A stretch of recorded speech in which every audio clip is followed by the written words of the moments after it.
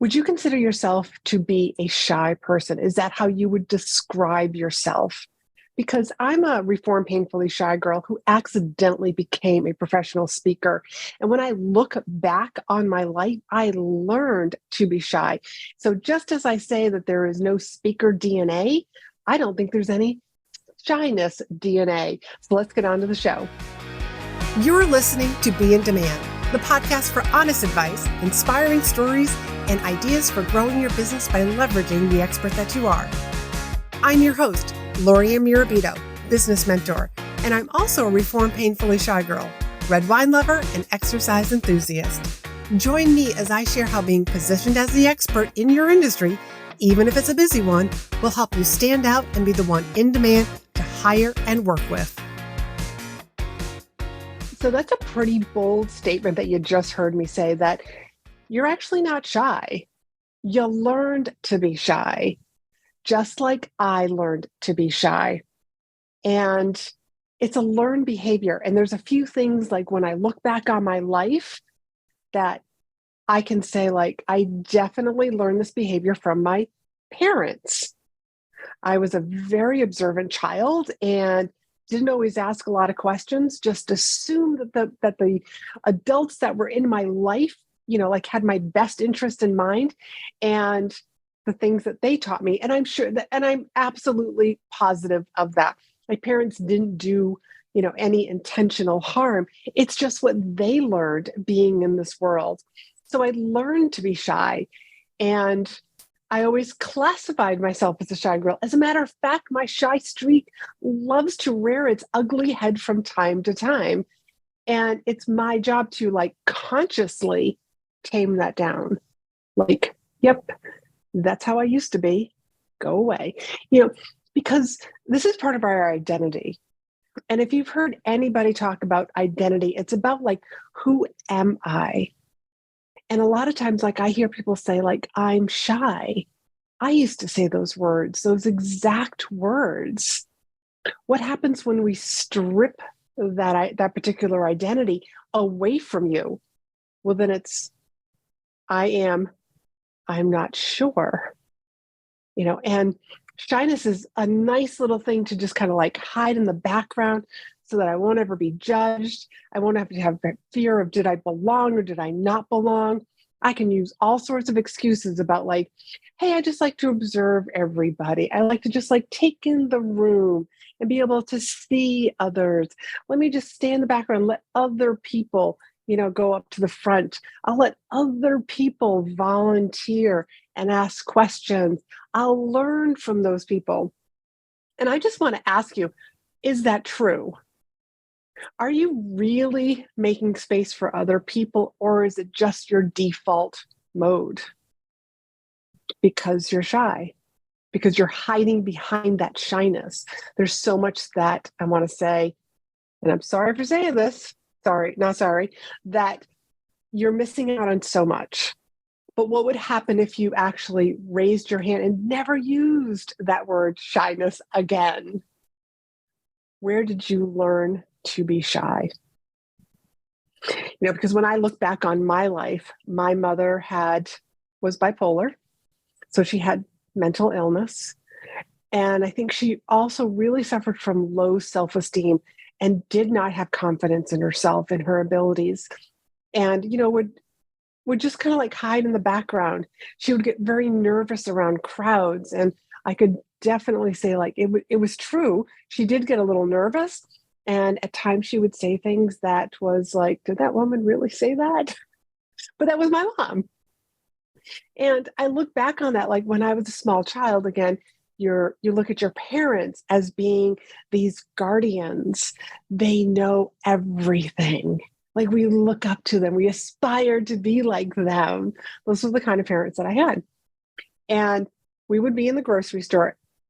And before I even go down this little avenue, this was something that I only just realized about a couple of years ago, how I learned to be shy. So we're, like, in the grocery store, for example, and I would see down the end of the aisle, oh, it's our neighbor that was, like, 5 houses down. And my mother would see them, and suddenly like turn around and go back the other way. Now, as a small child, I'm learning this behavior. I'm learning the behavior I'm modeling my parents' behavior. So I learned this, oh, we're not supposed, like if you see your neighbor, you're supposed to go the other way. Whereas somebody in another household would be like, probably like waving their hand and like, hey, and then end up stopping in the middle of the aisle with their little young children by their sides and just having this in-depth, like 5, 10, 15-minute conversation, just talking about all sorts of things. But that wasn't what my mother was comfortable with. So guess what? I grew up uncomfortable with that kind of interaction also. So again, I learned to be shy. And I was recently, for my father's birthday, he loves to go to this fair. His birthday's in the fall, and there's this fair that happens in New England, and we spend the day and we go with Dad.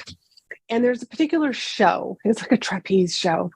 The high wires, with the bikes and the chairs, and they're sitting on the wire. It's like crazy talk. And it's generation after generation after generation that is in this family business. So much so that 2 years ago, they brought out the new addition to the family. And I can't remember exactly how many generations the show's been going on. Let's just say it's 5. And so now they're working on their 6th generation. And they bring out this little baby that they are just holding in their arms. This was 2 years ago. And they're bringing the baby out, and the baby is being introduced by being in front of people. It's also growing up with a group of people who walking on a high wire, that's normal. That's just what people do. You can balance and walk across high wire tight ropes, and do tricks and entertain crowds. And then so last year, the little baby that was in somebody's arms is now a small child. And that small child is again, they're bringing the child out. It's seeing the crowds. And it just made me think wow, how I was taught to be shy.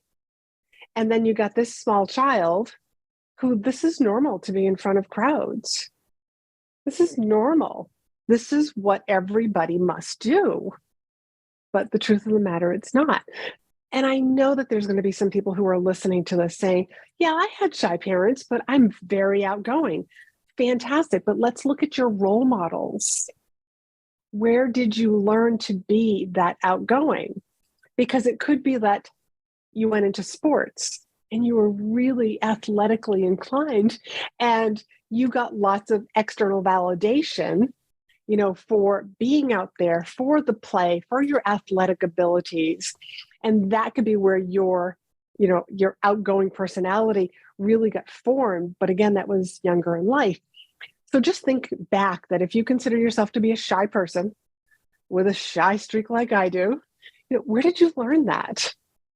Because that's what it is. It was learned behavior.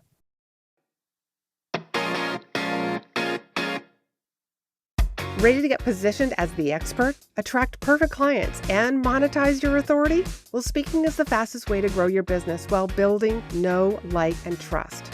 Having a speech will attract the perfect clients to you and get you rebooked again and again. So if you're ready to craft a speech that is compelling, captivating, and most importantly, converting, then get on the waitlist for In-Demand Signature Speech, where you'll learn my step-by-step process to build a speech that gets your audience's attention, explains why you're the expert to keep listening to, share immense value while subconsciously addressing the objections your audience is thinking and feeling, so that when you share the next step, it's a no-brainer for them to say yes.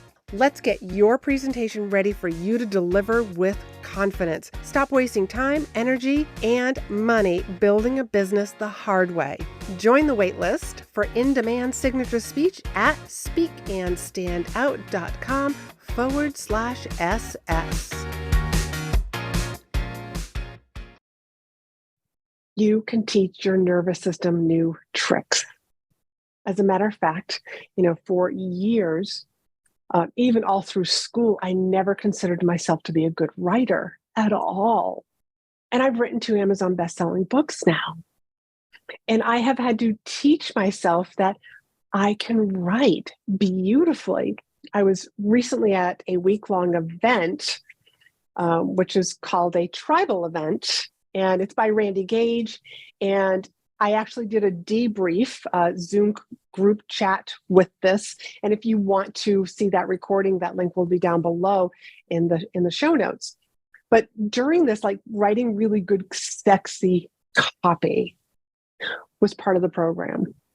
Now I do, again, like I'm going back to like my default mode is I'm not a good writer. I can't write sexy copy.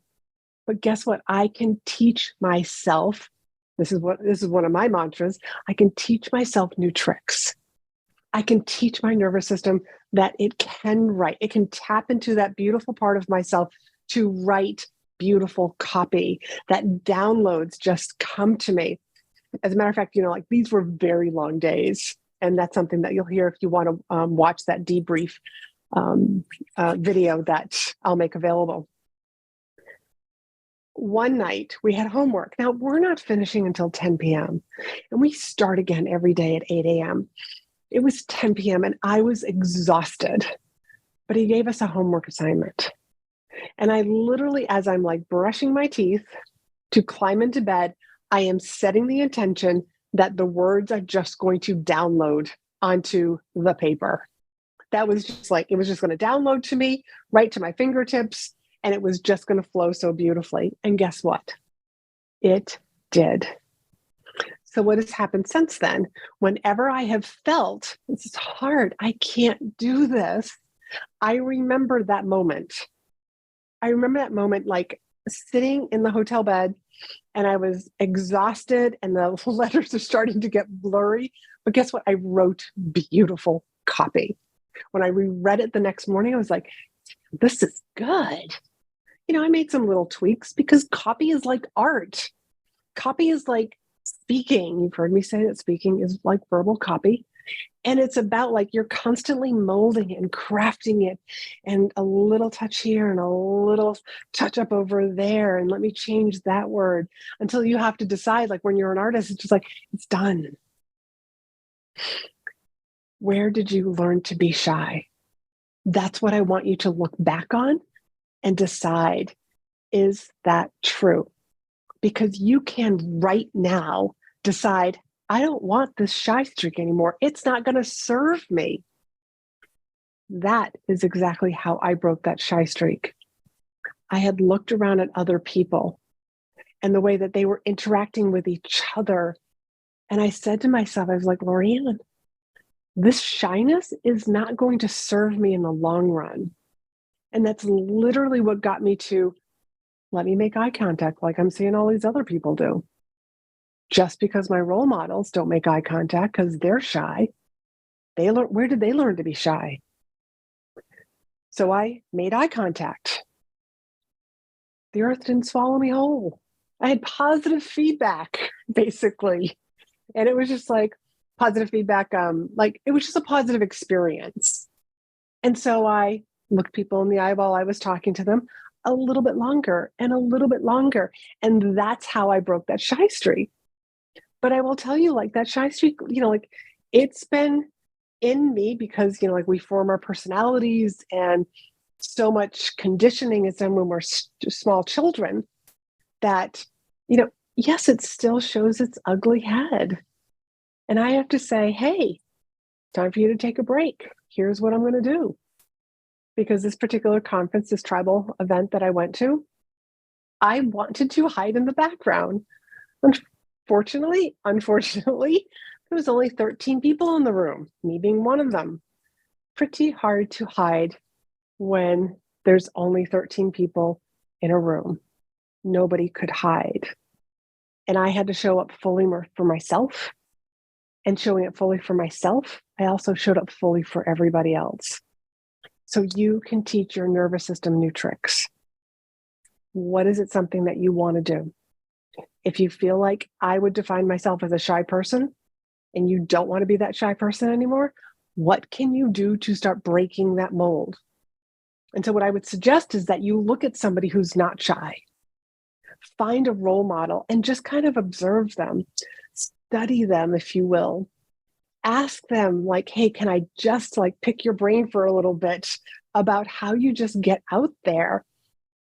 Tap into a good friend. Maybe you start doing Facebook Lives, or start your own podcast, something that makes you uncomfortable, but is also allowing you to learn new tricks, teach your nervous system new tricks, new habits, and you're also getting your content out there.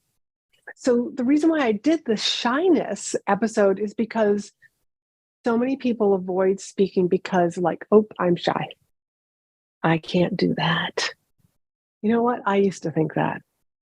I used to think I can't do that. But one day an opportunity came up. It's like, Laurie-Ann, you be the speaker. And I just shook my head, yes.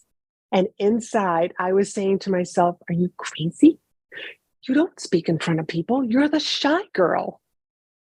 And that was one of those big, giant steps in the right direction. And I look back on that first moment, that first speaking opportunity, and I laugh at it because it is so different than the way that I speak now, even just like right here, whether you're listening to this podcast or you are over on YouTube and you're watching this. I just want you to know that you can teach yourself new tricks. The question is, what tricks do you want to teach yourself? Really write it down. Since this particular program, one of the things that I am doing is I'm writing every day for 15 minutes, writing sexy copy because I am learning this new habit of writing sexy copy. This is what I'm calling it sexy copy, but it's basically like copy that, that pulls the reader in. Sexy copy that like they read a line and that line makes them want to read the next line and the next line and etc. all the way down to the very end. Because that's the whole point. If I'm going to write content, my emails, my social, the episode notes, I want to encourage you. I feel like that's part of my job, is to get you to read everything.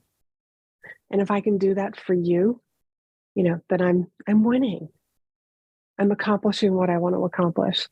So those are the things that, that I want you to walk away with, is knowing that, hey, you can teach your nervous system new tricks. You just need to know exactly what tricks you want to teach it. And if you want to watch that tribal event, because by the time this podcast came out, you would not have been able to be on the live event. So I will make sure that that link is down below so that you can watch that if you'd like to hear about industry secrets. Randy Gage is a high school dropout who ended up in jail, who then started a business when he got out of jail, and within 5 years had become a millionaire. Within 5 years. And I remember hearing him speak once at a National Speakers Association meeting. And he said, according to NSA, it takes about 10 years to make your first $1 million. That nobody told me that. So I did it in 5. And that has always stuck with me, that there's a lot of bad advice out there. A lot of bad advice. And we can fall into that, because could you imagine if Randy had heard that, oh, it takes 10 years, like, oh, okay. So I'll just keep trudging along. And maybe by 10 years, I'll have hit that $1 million mark. But no, because he didn't know any better. It only took him 5 years. So this tribal event talked a lot about, some of the bad advice that's out there, but also about industry, tried and true tips and suggestions, things that actually work that you want to be doing to grow your business, especially the direction that things are going in. The way that audio is becoming searchable, video is already searchable. It's not just SEO and blogs on your website anymore and writing articles for other news and media. It's about you creating a ton of content. And that ton of content starts today. Because you can compare yourself to somebody else and look at all that they have. But guess what? They've been at it a little bit longer than you. And those people, all of those people, They all started with their first blog, their first podcast, their first video, their first paid speaking event, their first client. Everybody starts with one. So that's what I want you to walk away with. So definitely check that out. And I would love to hear from you. Send me a DM. If you've sent me DMs before, then you know that I actually answer them. And love to hear from you. And let me know like what's resonating with you. What do you want to hear more of? I take a lot of these different topics into consideration, but what I want to know is what new trick or habit are you going to teach your nervous system this week? I'll catch you next week.